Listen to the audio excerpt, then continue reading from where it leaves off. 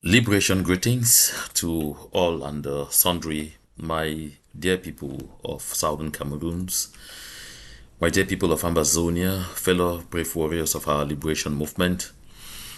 I'm delighted to once more be with you all on this platform today, and I'm glad that we are continuing to hold a forte. We are continuing to keep things really firm.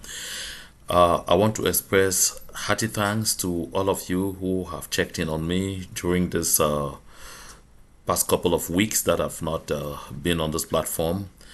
I know the kind of times we find ourselves in, times that require that once in a while, if we don't see or hear from a comrade who is very regular, in communicating with us, we should find out what is going on. Some are wondering if I've given up on the liberation movement, and others were wondering if I was safe, and all of that, especially with what is going on around us right now. But thank God I'm safe and sound. I just got a bit busy with, a good lot of things, quite some of them too, related to the struggle and also with professional life. So I really want to thank those of you who checked in on me. I want to thank you all for your prayers, and I want to thank you all for your support. I want to thank you especially for your motivation, because reaching out with words of encouragement, they really do touch me so strongly. No matter how strong we are, we always have to encourage each other. We have to encourage each other to avoid burnout, because we are in a struggle, in a liberation movement that requires a lot of sacrifice, a lot of commitment, a lot of focus, and it also takes a lot of energy. Sometimes we can easily burn out. So I really want to thank you all. I want to extend salutations to our people on ground zero who continue against all odds to keep the ghost towns holy. In fact, I really want to thank them, because there are a couple of people who traveled from the Western world back home, and who came away with reports of the ever growing commitment of our people to this liberation movement. It is true that we have been, sometimes hurt. We have hurt ourselves one way or the other. That there are moments where we have felt that some among us have, been derailed, and they did things against the liberation movement. But fundamentally, despite this anger, despite the frustration with some of the actors involved in the liberation movement, sometimes with some of our freedom fighters on the ground, the commitment still remains very strong. The fundamentals of our liberation movement remain very strong. And so I really want to commend our prisoners of war, our prisoners of conscience. I really want to commend them for continuing to stay strong, for continuing to stay focused, for their tenacity and for their resiliency. I really want also to extend hearty thanks to our self-defense volunteers who, despite the challenges, despite the difficulties, despite sometimes the drying up of resources, they are still sacrificing one way or the other to make sure that we continue to keep the fight to take back our homeland very strong. My dear people of Ambazonia, I want us to know this. Perhaps we already know, but reminding ourselves of this is always important. That we are not here in a walk in a park. We had to know that this is going to be a long haul. And because it's the long haul, we really have to continue to be strong. We have to continue to be committed, and we have to continue to fight. Not long ago, I was having exchanges with some people who always replied whenever I called out, well, or whenever I reached out to ask them, how are you supporting the struggle? How are you, pushing this liberation movement ahead? We need assistance to reach out to our prisoners of war. We need assistance to reach out to our prisoners of conscience. We need assistance to reach out to the internally displaced persons. We need assistance for medication and all of those things for people who do not have the possibility of helping themselves, who are sick.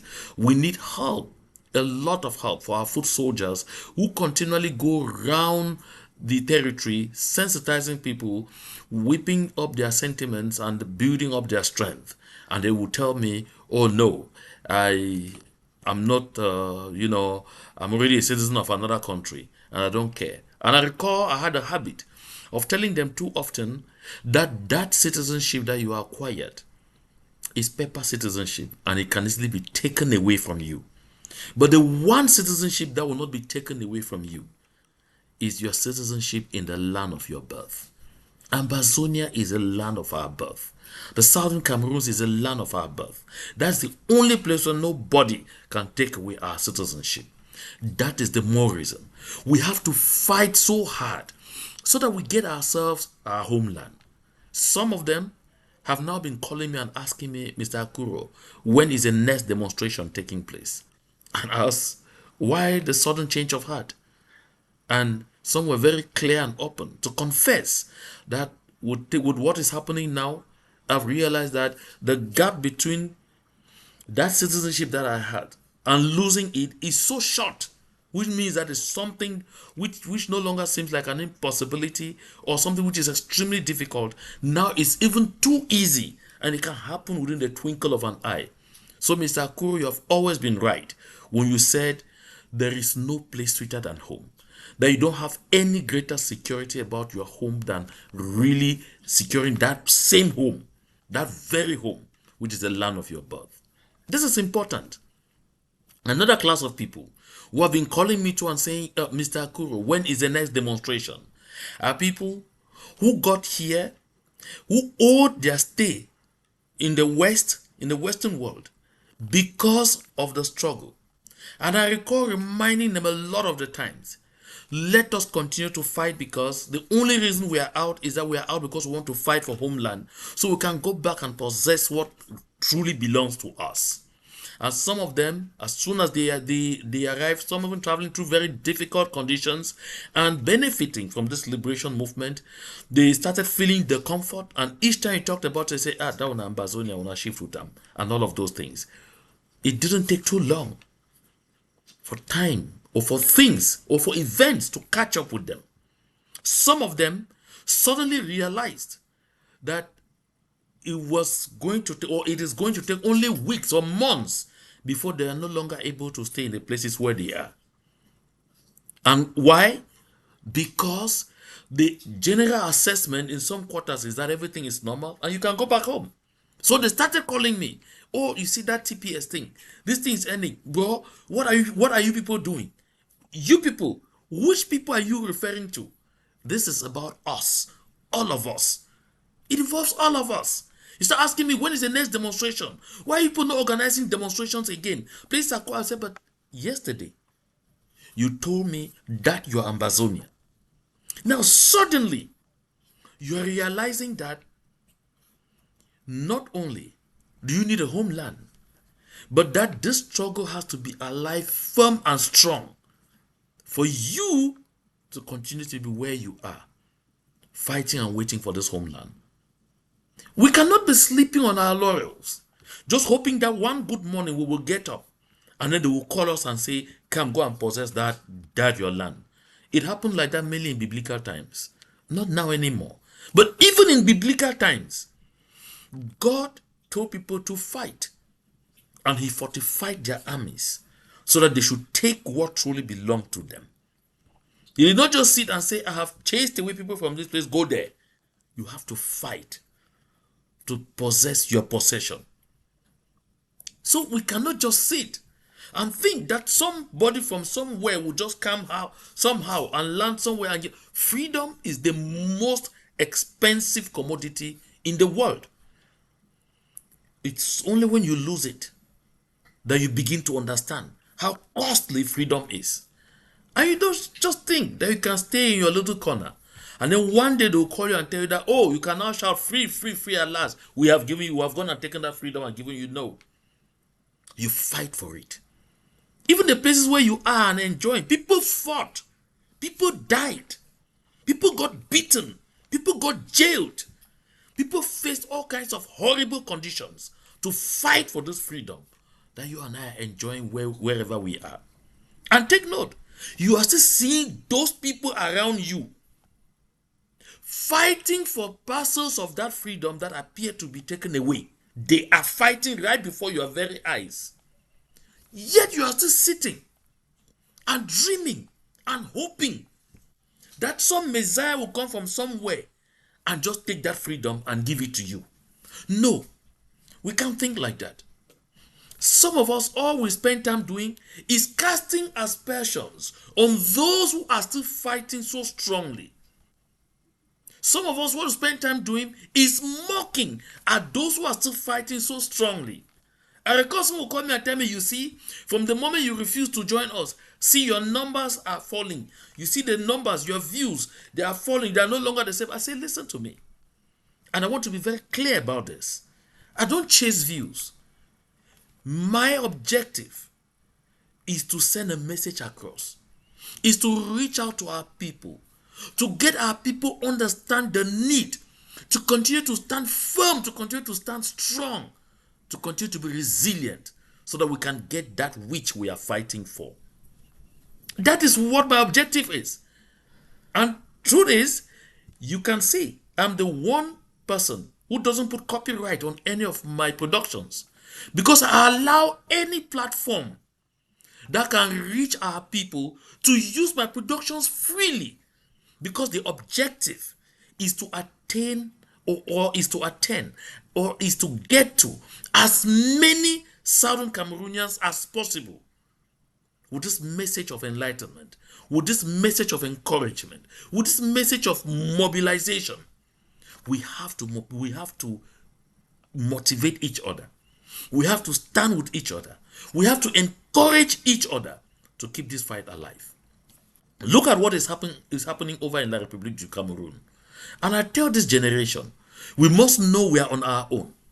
The older generation that confiscated the entire system and made life difficult for the younger generation, they are still at it. You can see a selfish bunch of morons calling themselves our Fons going to stand in Yaoundé and are offering a peace plant to the same people who have raised down over 400 village communities in the southern Cameroons, to the same people who have burned our vulnerable people alive, to the same people who have skinned handicapped persons on motion pictures. I mean, skinned to death. Take the case of Sam Sawyer. People who have shot just 3 days ago.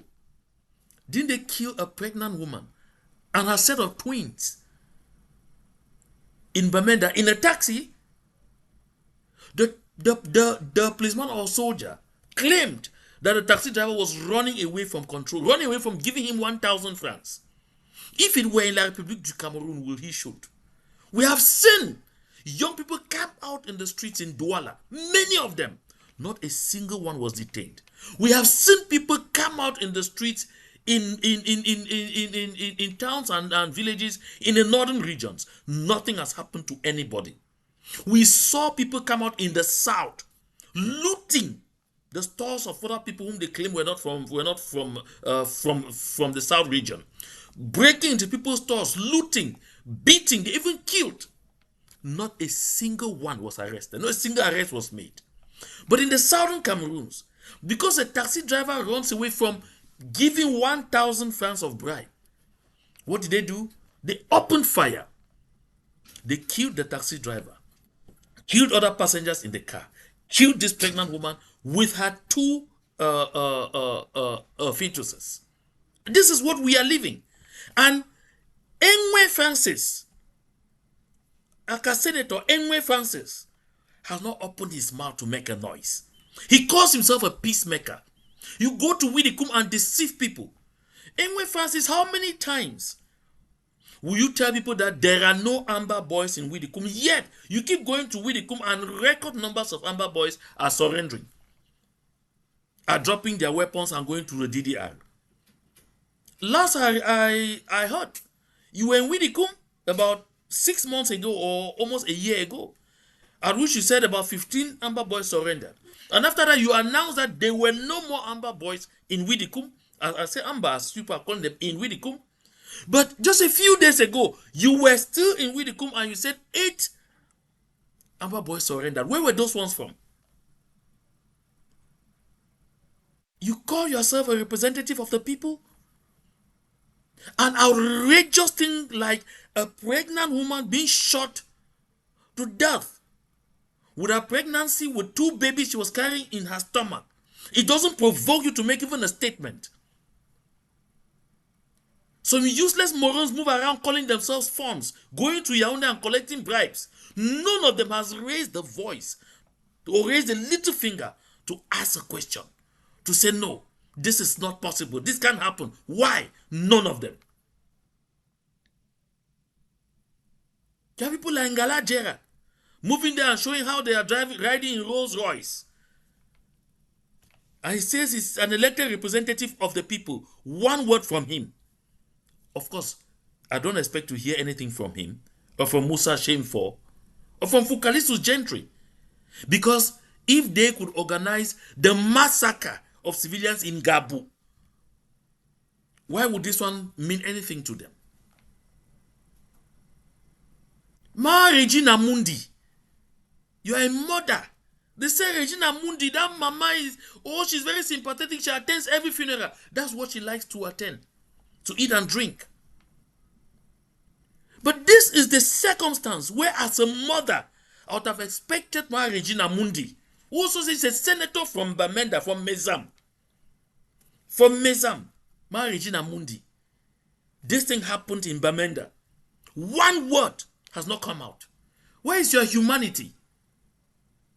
This is something that, to me, should remind all the people of the southern Cameroons that we are on our own. And we have to fight like hell. We have to fight like people who know that they are on their own. Nobody will come to our rescue if they don't see us really in action, motivated, committed, and focused. You can't sit and be expecting help from friends of the Southern Cameroon, friends of Ambazonian, when in effect you yourself, you are sleeping peacefully in your house and only waiting for the moment where perhaps your freedom, your security, or your property are in danger before you start asking about what is happening with our liberation movement. My dear people of Ambazonia, in this production, I really didn't want to get into any other issue concerning our noisy neighbors. I really wanted to raise these issues of conscience, that we know, that we ask ourselves the fundamental question: how committed am I to this liberation movement? Am I aware that I may suddenly find myself without a country? Oh yes, it can happen. You are seeing it happen to others. Don't think that cannot happen to you. You may try to give justification. Oh, it's because they did this, because they did that. You don't know when you fall into that same trap. My dear people of Ambazonia, I'd like us to note the challenges before us in the weeks ahead are daunting. I need to see the mobilization. I need to see the people of the southern Cameroons acting like they know that we are on the hard way, which is the only way. Asking like they know that what we are involved in is an existential fight. This is a fight for our very existence. I mean the fight for our very existence. If you are not yet aware, or if you have forgotten, let me remind you.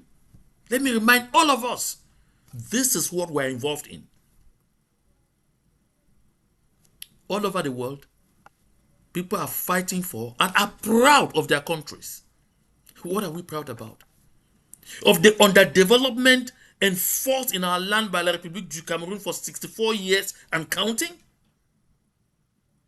What are we relaxing over? Relaxing over an extremely bleak future under a country that doesn't even recognize that they are currently being ruled by a picture. Yeah, the people of La République du Cameroun are currently being ruled by a picture. Since they started talking elections in La République du Cameroun, who of you has seen Paul Biya anywhere? Who? Has he even appeared anywhere, even just to personally announce by himself with his own mouth that I am seeking re-election, that I am candidate at the next upcoming elections? And yet, You find some nincompoops calling themselves our Fons or chiefs, carry themselves to a 2D to get lauded over by a simple scribe at the presidency of the Republic. What a shame. What an embarrassment. This is the disgusting. My dear people, we are better than this. If you have ever asked yourself, how did we get here? Know that you don't only need to ask that question, you need to act. I've had the habit of saying here that we cannot just be asking those questions and staying silent. We have to do something. We all must note our freedom doesn't depend on some individuals. You did not come into this liberation movement because of some individuals. You got into this liberation movement because you understand the fundamental importance of freedom. We really have to wake up from our slumber. The times are critical. We have very critical moments right ahead of us. We have to behave like people who know that we are in a dire situation. I didn't intend for this communication to be long, so I'm going to stop here, but I'm going to be right back in the next 48 hours for us to examine some critical situations, some very important issues that we must work very hard and collectively to address, and especially to continue to push across this message of mobilization. So if you are part of this live broadcast, I'll call on you. Please share the link as much as you can so that we try constantly to get those in our midst who are trying to get tired to continue to be mobilized. Thank you very much for your kind attention.